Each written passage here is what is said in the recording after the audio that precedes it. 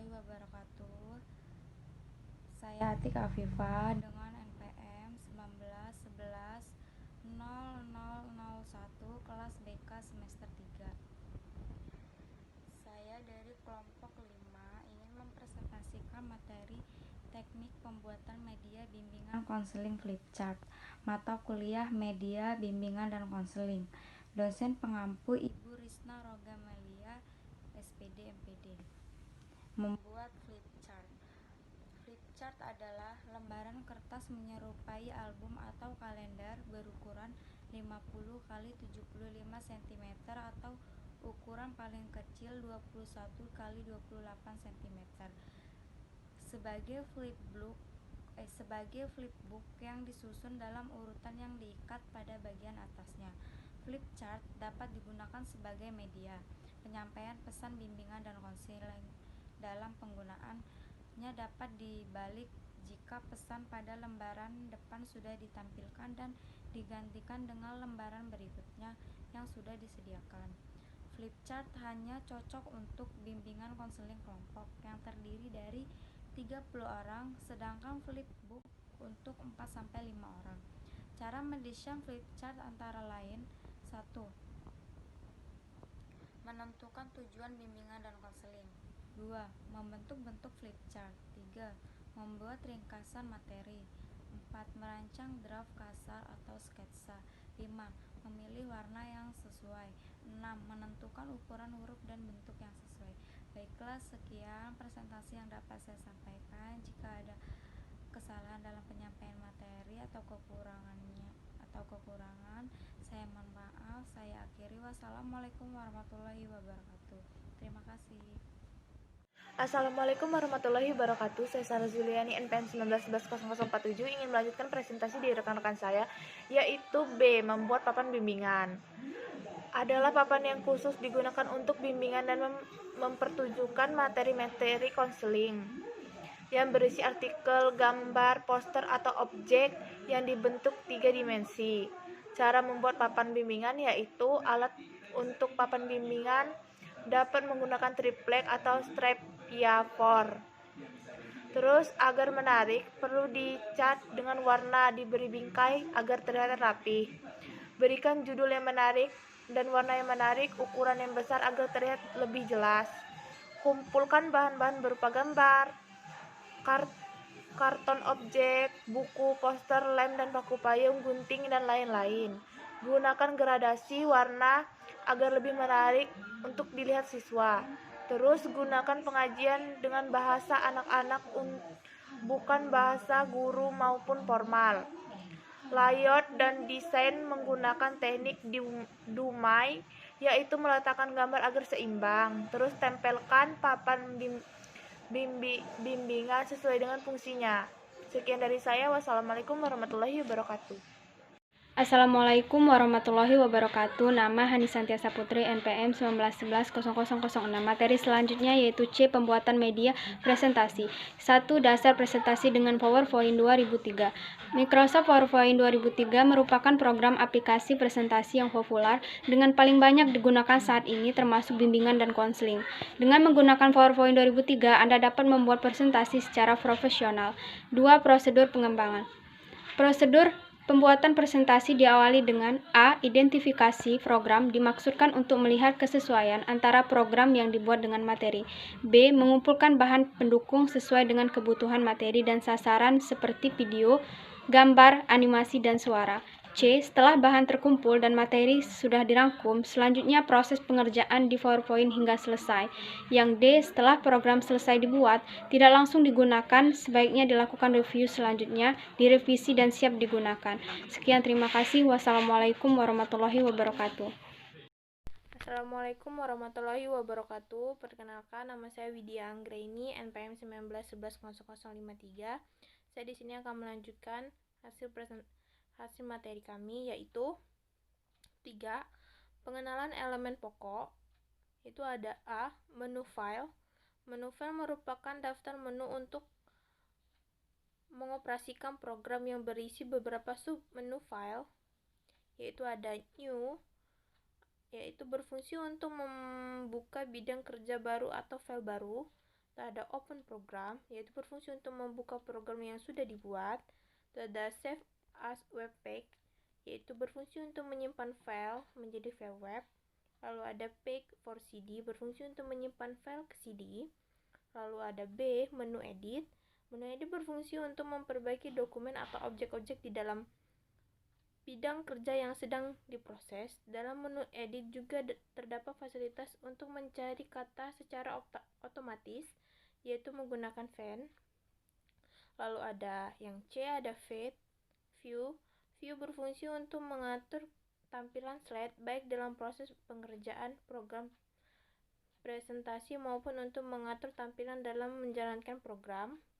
Lalu ada insert, yaitu digunakan untuk membuat slide baru, memberikan nomor slide, memasukkan objek bidang kerja. Lalu ada format, yaitu yang digunakan untuk mengatur dan memformulasikan tampilan slide presentasi supaya lebih menarik.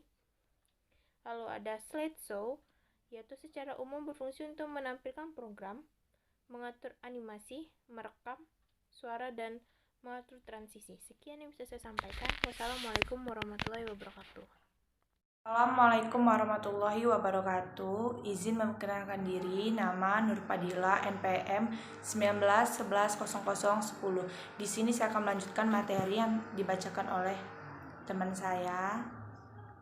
Di sini ada membuat dokumen baru. Untuk membuat dokumen baru pada PowerPoint dapat dilakukan dengan mengklik menu file dan pilih new, maka pada sebelah kiri bidang kerja akan terdapat fasilitas new presentation. Di sini juga ada mengatur slide master. Slide master adalah fasilitas di PowerPoint yang digunakan untuk membuat satu slide yang dijadikan master, baik footernya akan tampil di setiap slide. Mengaktifkan slide master dapat dilakukan dengan cara memilih menu new master, slide master. Di sini juga ada membuat template sendiri. Template atau background presentasi yang dapat dibuat dengan dua cara, yaitu menggunakan desain template yang sudah ada atau membuat sendiri template sesuai dengan keinginan kita. Terkadang seseorang tidak puas menggunakan template yang ada karena belum tentu dapat menggambar isi dan tema presentasi yang kita buat. Template yang sudah dibuat di Adobe Photoshop di-save dengan ekstensi file dan lain-lainnya. Sekian, terima kasih. Baik, di sini saya M. Iqbal Paduan Nagara dengan NPM 19110034. Ingin melanjutkan penjelasan dari rekan saya mengenai teknik pembuatan media bimbingan konseling. Di sini ada mengatur animasi. Di sini dinamisasi sangat diperlukan karena tampilan presentasi dinilai oleh kemenarakan presentasi dipengaruhi dalam penggunaan animasi. Di sini pun ada beberapa objek. Yang pertama adalah add effect untuk memunculkan efek animasi yang terdapat pada PowerPoint, dan remove yang berfungsi sebagai menghapus objek yang telah diberi animasi. Di dalam menu modify terdapat 3 fasilitas, yaitu start, direction, dan speed. Seperti adanya pun, untuk lebih menarik, animasi yang dibuat dilengkapi dengan efek animasi untuk mengaktifkan dengan menekan tombol efek option. Yang kedua, pengaturan timing. Hal ini dimaksudkan untuk memberi animasi yang diatur kemunculannya secara otomatis, maka perlu diatur beberapa lama waktu jeda antar animasi tersebut yang akan dibuat. Yang selanjutnya mengatur transisi. Transisi adalah efek pada setiap perpindahan antara slide atau dari objek satu ke objek yang lain. Dalam mengaktifkannya dapat dilakukan dengan cara memilih menu slideshow atau pilih slide transition. Dan yang selanjutnya menjalankan PowerPoint. Pertama, menjalankan presentasi dengan slideshow ya. Di layar monitor dari posisi slide sedang aktif untuk menjalankannya digunakan dalam cara pertama, pilih dan klik tampilan slideshow yang ada pada pojok kiri jendela PowerPoint. Yang kedua, pilih dan klik menu view. Yang ketiga, pilih dan klik slideshow. Setelah slide yang dipilih ditampilkan di layar monitor, Anda akan beralih pada spacebar, enter, atau mengklik tombol mouse. Yang kedua, mengatur slide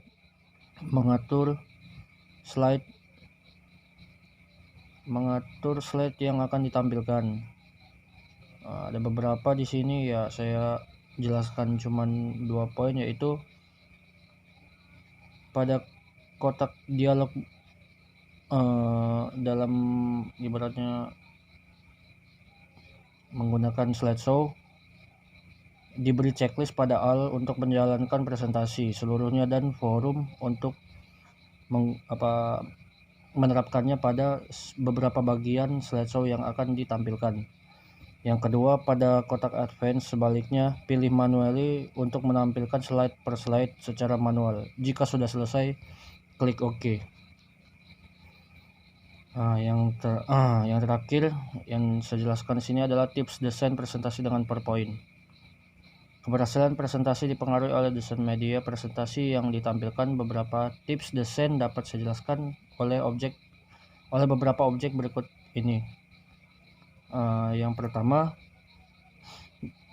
gunakanlah huruf yang memiliki karakter yang jelas, tegas, dan hindari karakter atau jenis font dekoratif jika pesannya banyak dan dalam jarak yang agak jauh menjadi tidak terbaca. Jadi ukuran dan bentuk font akan berpengaruh. Jika hurufnya nanti kekecilan ataupun kebesaran, itu akan mengganggu dalam proses pembacaan slideshow. Yang kedua, sajian informasi. Gunakan kalimat yang singkat, padat, dan bersifat garis besar atau pokok pikiran, yang artinya to the point. Dan yang terakhir adalah pesan lebih komunikatif apabila materi yang dibuat menggunakan bagian yang alurnya jelas sehingga memudahkan untuk mencerna materi. Baik, itu saja yang dapat saya jelaskan atau saya sampaikan. Lebih kurangnya saya mohon maaf. Pembahasan yang terakhir akan dijelaskan oleh rekan saya selanjutnya.